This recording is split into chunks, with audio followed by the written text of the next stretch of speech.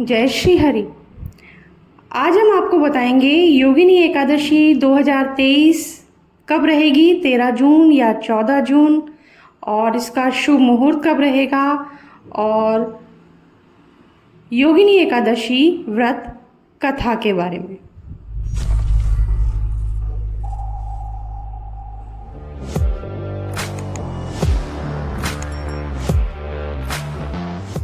Hindu calendar के अनुसार आषाढ़ कृष्ण एकादशी तिथि 13 जून को सुबह 9:28 से लेकर अगले दिन 14 जून सुबह 8:48 तक रहेगी। दोनों दिन ही सुबह योगिनी एकादशी तिथि है, लेकिन उदया तिथि का महत्व होता है। इस आधार पर देखें तो आषाढ़ कृष्ण एकादशी की उदया तिथि 14 जून बुधवार को प्राप्त हो रही है। उस दिन सुबह 8:48 से लेकर एकादशी है, लेकिन योगिनी एकादशी का व्रत 14 जून को ही रखना उचित रहेगा। 14 जून को योगिनी एकादशी पर हरि हर की पूजा का सुंदर संयोग बना है। हरि का अर्थ भगवान विष्णु और हर का अर्थ भगवान शिव से है। दोनों को हरि हर कहा जाता है। योगिनी एकादशी को विष्णु पूजा करते हैं और उस दिन शिववास सुबह से लेकर पूरे दिन है। ऐसे में जो लोग योगिनी एकादशी के दिन रुद्राभिषेक कराना चाहते हैं वे सुबह से करा सकते हैं। हिंदू धर्म ग्रंथों में हर एकादशी का अपना अलग महत्व बताया गया है। इन्हीं अलग अलग विशेषताओं के कारण इनके नाम भी भिन्न भिन्न रखे गए हैं। प्रत्येक वर्ष में 24 एकादशियां होती हैं। मल मास की एकादशियों को मिलाकर इनकी संख्या 26 हो जाती है। इन्हीं एकादशियों में एक एकादशी आषाढ़ मास के कृष्ण पक्ष की एकादशी, जिसे योगिनी एकादशी कहते हैं। योगिनी एकादशी का उपवास रखने से समस्त पापों का नाश होता है और इस लोक में भोग और परलोक मुक्ति भी मिलती है। योगिनी एकादशी व्रत कथा इस प्रकार है। महाभारत काल की बात है कि एक बार धर्मराज युधिष्ठिर ने भगवान श्री कृष्ण से कहा कि हे त्रिलोकीनाथ, मैंने ज्येष्ठ माह के शुक्ल पक्ष की निर्जला एकादशी की कथा सुनी। अब आप कृपा करके आषाढ़ माह के कृष्ण पक्ष की एकादशी की कथा सुनाइए। इस एकादशी का नाम और महात्म्य क्या है, सो अब मुझे विस्तार पूर्वक बताइए। श्री कृष्ण ने कहा, हे पांडुपुत्र, आषाढ़ माह के कृष्ण पक्ष की एकादशी का नाम योगिनी एकादशी है। इसके व्रत से सभी पाप नष्ट हो जाते हैं। इस व्रत से इस लोक में भोग और परलोक में मुक्ति देने वाला है। हे धर्मराज, यह एकादशी तीनों लोकों में प्रसिद्ध है।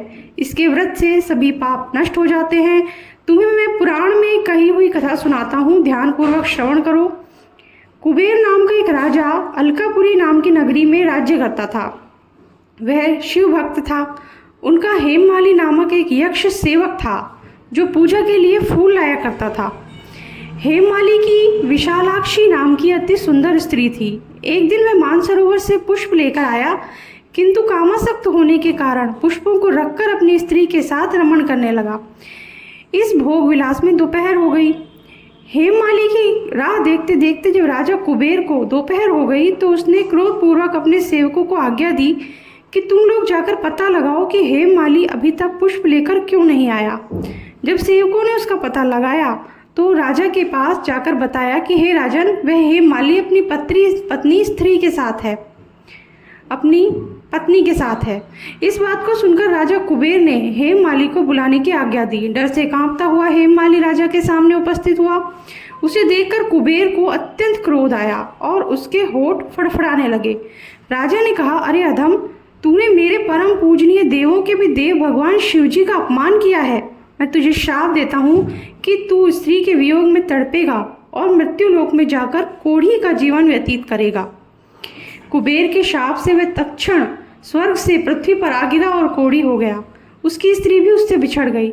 मृत्युलोक में आकर उसने अनेक भयंकर कष्ट भोगे, किंतु शिव की कृपा से उसकी बुद्धि मलिन न हुई और उसे पूर्व जन्म की भी सुध रही।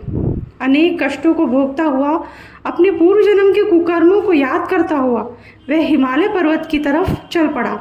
चलते चलते वह मार्कंडेय ऋषि के आश्रम में जा पहुंचा। वह ऋषि अत्यंत वृद्ध तपस्वी थे। वह दूसरे ब्रह्मा के समान प्रतीत हो रहे थे और उनका वह आश्रम ब्रह्मा की सभा के समान शोभा दे रहा था। ऋषि को देखकर हेममाली वहां गया और उन्हें प्रणाम करके उनके चरणों में गिर पड़ा। हेममाली को देखकर मार्कंडेय ऋषि ने कहा, तूने कौन से निकृष्ट कर्म किए हैं जिससे तू कोढ़ी हुआ और भयानक कष्ट भोग रहा है? महर्षि की बात सुनकर हेममाली बोला, हे मुनिश्रेष्ठ, मैं राजा कुबेर का अनुचर था। मेरा नाम हेममाली है। मैं प्रतिदिन मानसरोवर से फूल लाकर शिव पूजा के समय कुबेर को दिया करता था। एक दिन पत्नी सहवास के सुख में फंस जाने के कारण मुझे समय का ज्ञान न रहा और दोपहर तक पुष्प ना पहुंचा सका। तब उन्होंने मुझे श्राप दिया कि तू अपनी स्त्री का वियोग और मृत्यु लोक में जाकर कोढ़ी बनकर दुख भोगेगा। इस कारण मैं कोढ़ी हो गया हूँ और पृथ्वी पर आकर भयंकर कष्ट भोग रहा हूँ। अतः कृपा करके आप कोई ऐसा उपाय बतलाइए जिससे मेरी मुक्ति हो जाए। मार्कंडेय ऋषि ने कहा, हे हेममाली, तूने मेरे सन्मुख सत्य वचन कहे हैं, इसलिए मैं तेरे उद्धार के लिए एक व्रत बताता हूँ। यदि तू आषाढ़ माह के कृष्ण पक्ष की योगिनी नामक एकादशी का विधान पूर्वक व्रत करेगा तो तेरे सभी पाप नष्ट हो जाएंगे। महर्षि के वचन सुन हेममाली अति प्रसन्न हुआ और उनके वचनों के अनुसार योगिनी एकादशी का विधान पूर्वक व्रत करने लगा। इस व्रत के प्रभाव से अपने पुराने स्वरूप में आ गया और अपनी स्त्री के साथ सुखपूर्वक रहने लगा।